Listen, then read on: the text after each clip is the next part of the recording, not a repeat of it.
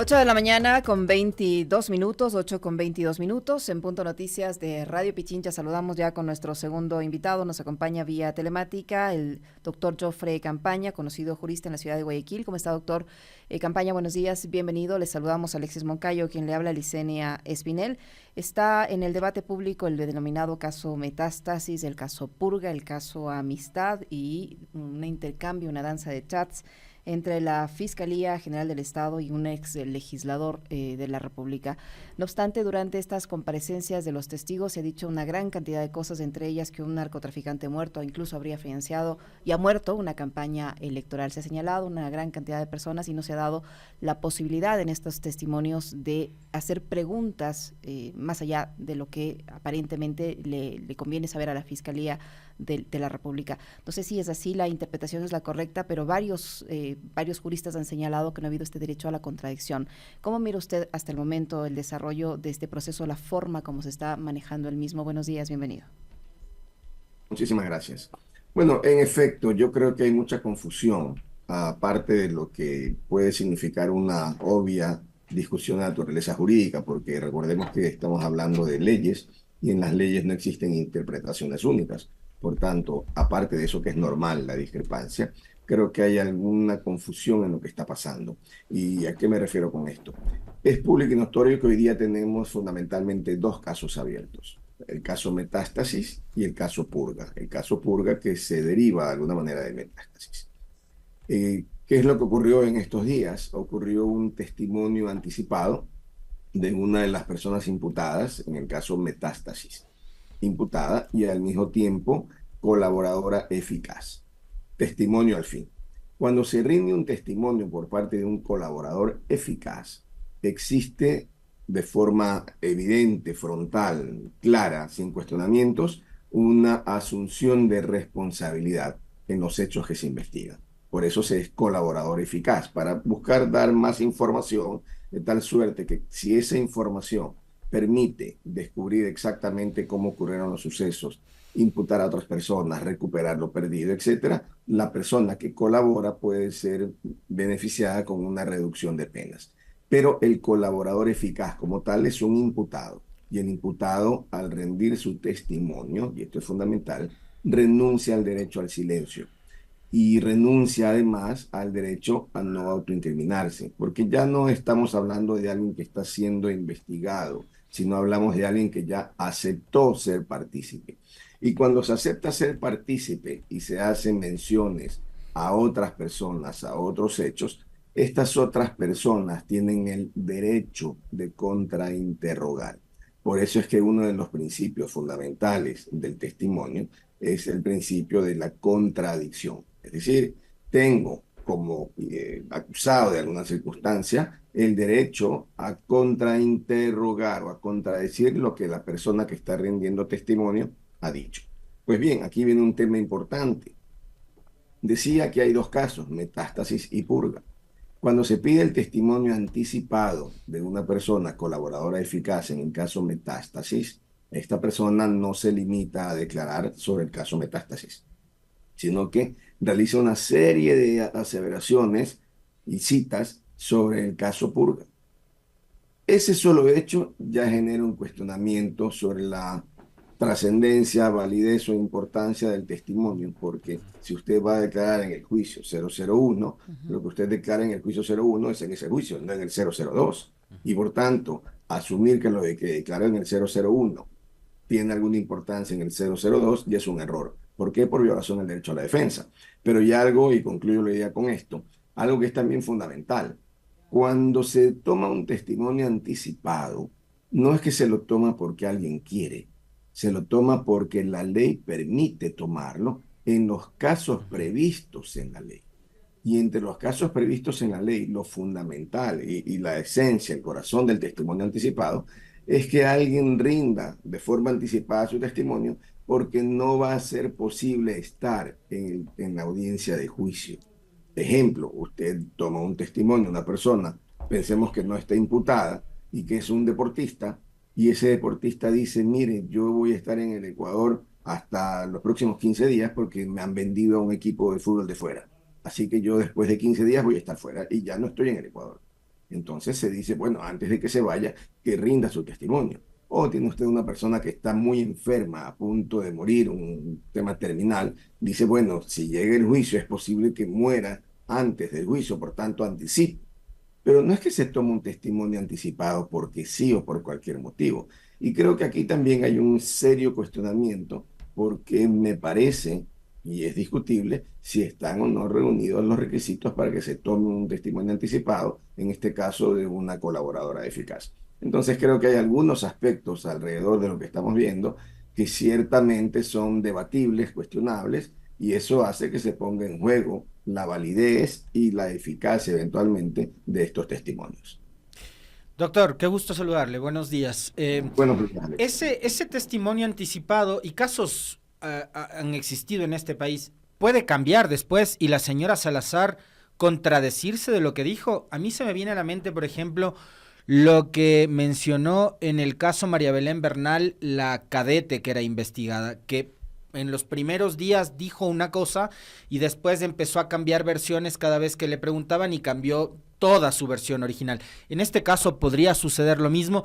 Y lo otro, desde la aplicación de esta figura de la cooperación eficaz, ¿qué tan eficaz es justamente para lograr saber y llegar a la verdad de hechos en casos tan escandalosos e importantes como los que estamos tratando? Sobre lo primero, si puede cambiar de opinión, sí puede cambiar de opinión. Y de hecho, el COIP es claro al señalar que la persona que rinde su testimonio puede ser llamada a ampliar su declaración o su testimonio las veces que sean necesarias durante la audiencia de juicio. Y ante esa posibilidad legal, bien puede ser que efectivamente ciertos aspectos que se dan por ciertos puedan eventualmente modificarse, contradecirse. Por eso es que es fundamental el principio de contradicción. Luego, sobre el segundo punto, Alexis, la colaboración eficaz tampoco es un tema antojadizo, es un tema que está regulado.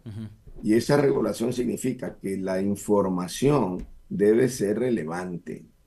Y no solamente relevante, debe ser verificable para que pueda acogerse a ese beneficio de la reducción de penas. Es decir, no son temas que están simplemente para manejarlos de forma superficial. Ahora, hay algo que es fundamental, Alexis, que es fundamental y me parece que el país se está perdiendo de vista. De repente ocurre que ante un testimonio, cierto, a media cierto, falso parcialmente, totalmente falso, no importa. Lo que ocurre de repente en el país es que ya ante ese testimonio, muchos, no solamente a nivel de tuiteros, medios de comunicación, opinión pública en general, de repente dan por ciertas y por sagradas las declaraciones de la colaboradora eficaz.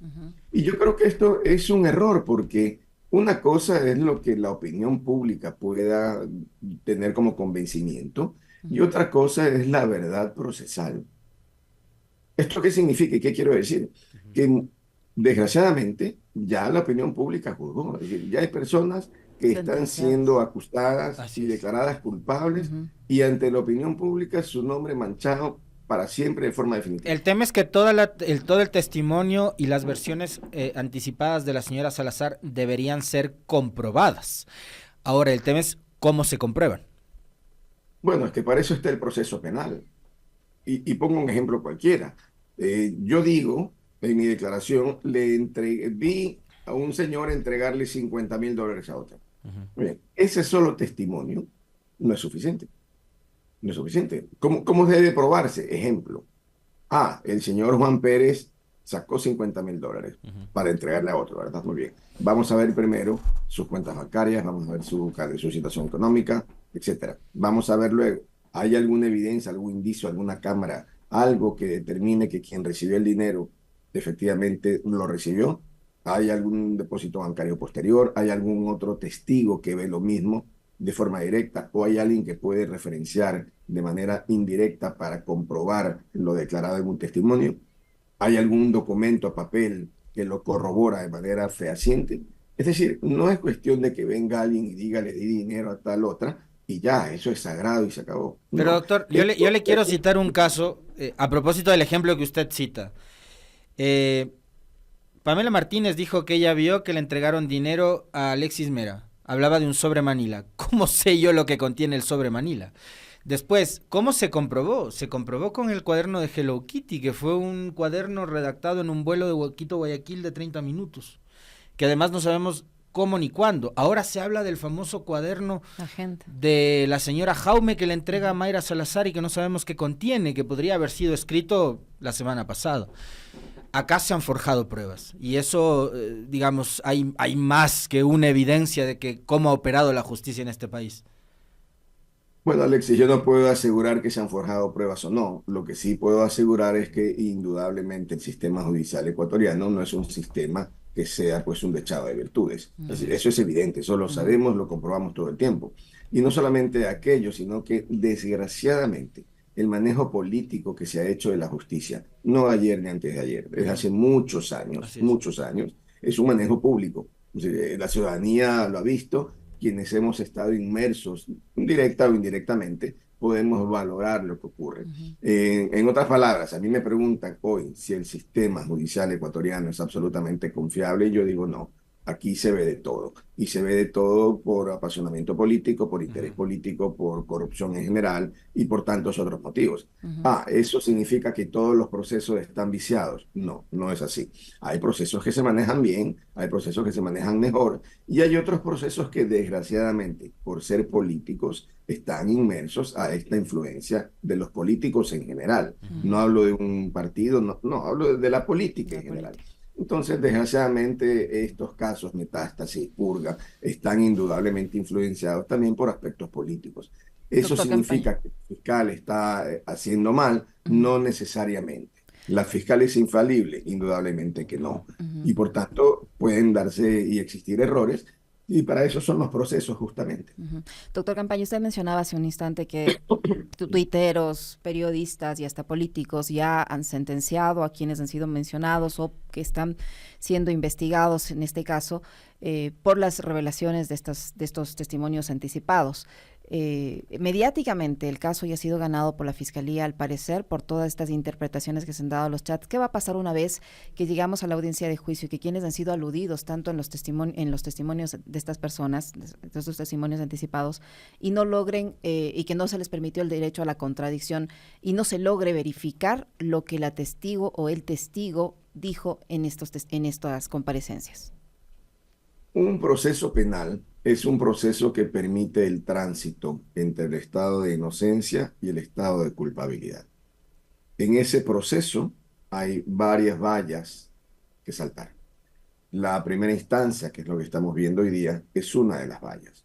Pero para llegar al final hay otras vallas que sortear. Apelación, casación, revisión, extraordinario de protección, etc. Y cuando el sistema como tal tiene errores, también el sistema generalmente, no siempre, pero generalmente tiene mecanismos para corregir los errores.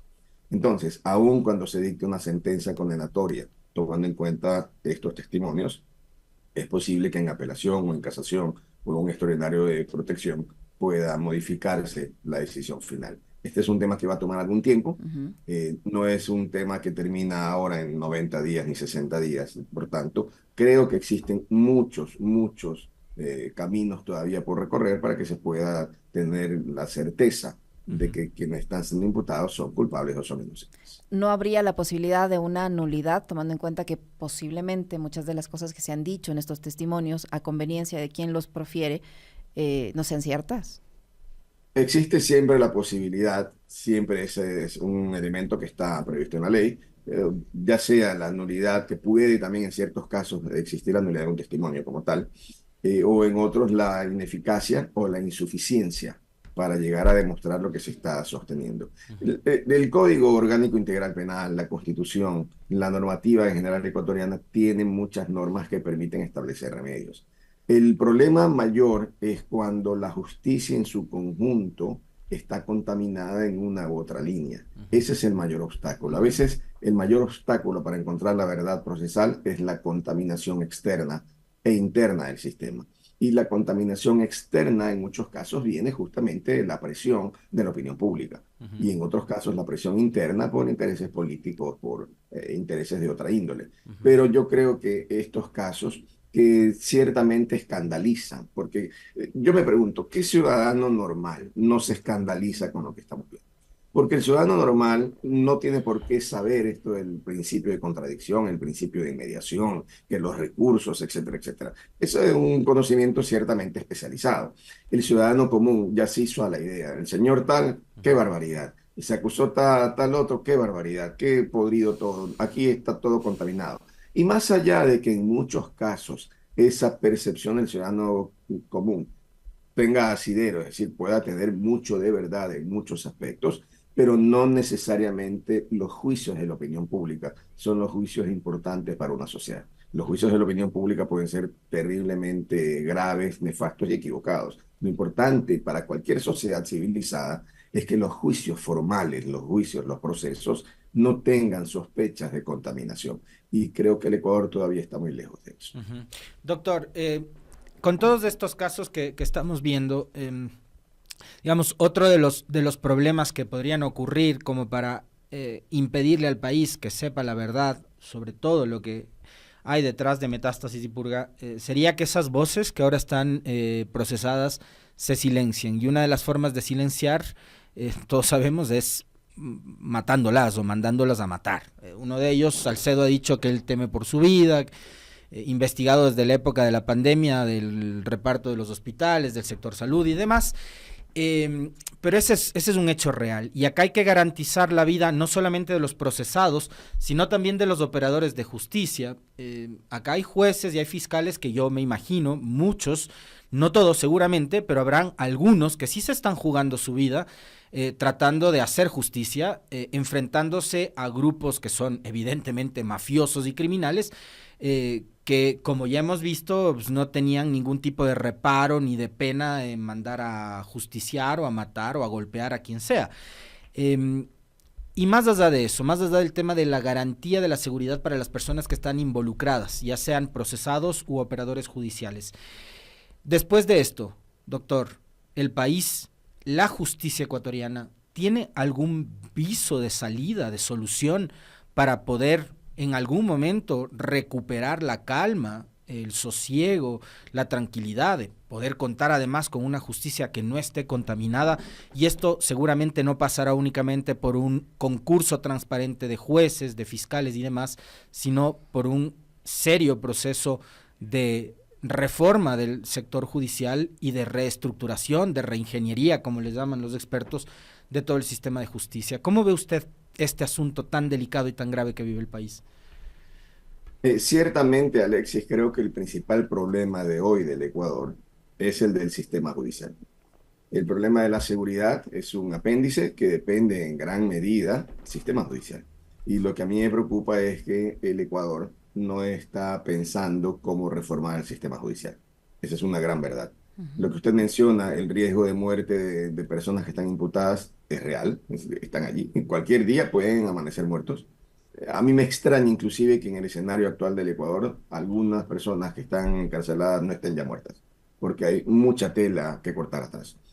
Uno. Y dos, como le decía, es grave, grave que el Ecuador no esté pensando en la reforma absoluta. Y mire, ahora se está planteando un proceso, y entre comillas, transparente de reforma. Pero ¿quién va a llevar el proceso transparente de reforma? Más que de reforma, de designación de los jueces que faltan. ¿Quién lo lleva? Un consejo de la judicatura que ha estado contaminado desde la época del señor Terán. ¿Y acaso pensamos que hoy ya está saneado?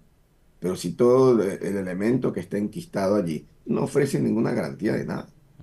Y luego se habla, por ejemplo, de la autodepuración. Pero ¿qué autodepuración si cuando sabemos que antes se jugaba con las destituciones de jueces, por decir algo? Y ese juego, ¿acaso que dependía solamente del señor Terán o del señor Muñoz? Era un juego en el que estaban estructuras enquistadas. Ya salieron esas estructuras, no han salido. Por tanto, pensar en un proceso de autodepuración es utopía. El país requiere una transformación total. Y esa transformación total, en mi opinión, no puede realizarse si los sistemas de reorganización judicial hoy día están en manos de los mismos de siempre.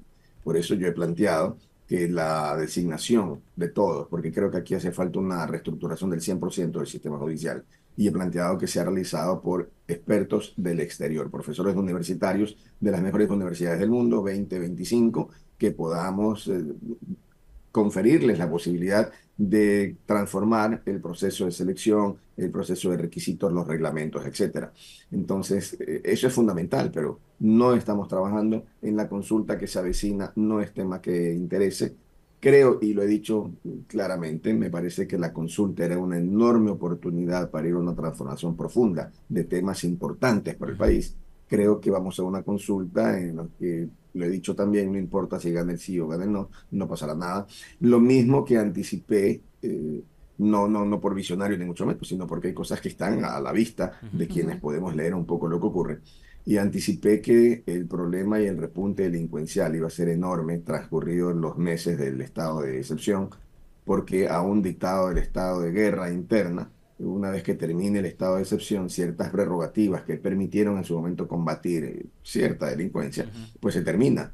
Y al final los anuncios, 10.000, 12.000, 14.000 presos, la pregunta es, ¿y dónde están esos 10, 12.000, 14.000 presos? Están en la calle nuevamente porque no pueden ser procesados porque hubo errores de fondo en los procesos de captura y detenciones.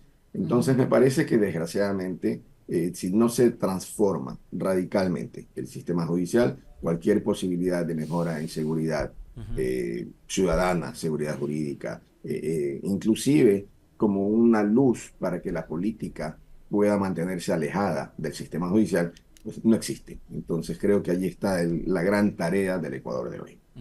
Doctor, y a propósito de lo que usted acaba de señalar ahora último, la ministra del Interior ayer ha advertido, legal y constitucionalmente no se puede prorrogar el estado de excepción, pero dijo, estamos analizando y viendo mecanismos jurídicos, herramientas jurídicas para seguir trabajando en pro de la seguridad.